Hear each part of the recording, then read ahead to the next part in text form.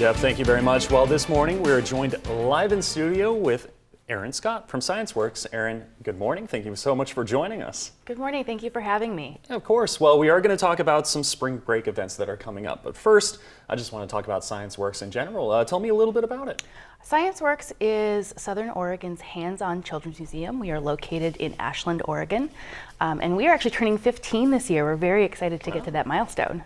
Very cool. So I did mention spring break events. That's coming up for some kids. Some kids were just on or are on spring break.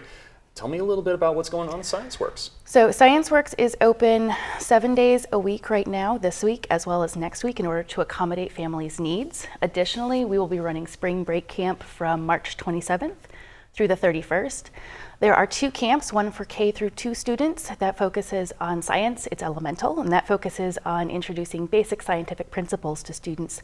And then the other camp is for grades 3 through 5, and that focuses on Legos, using Legos with motors, servo motors, letting them get their hands dirty with a little bit of programming. It's a really fun camp for students who are starting to learn more about the higher levels of math.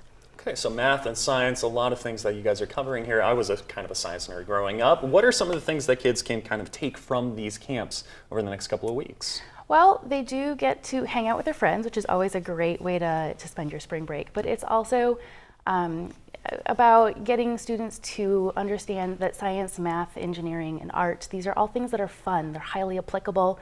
They don't have to always be, in a classroom setting. You're going to use these skills no matter where you are in life. Very cool. So hands-on, definitely. What are some of the examples of some of the things kids can work with and learn from? Well, in science, it's elemental. The students will be working with balloons and learning how they work in things like liquid nitrogen.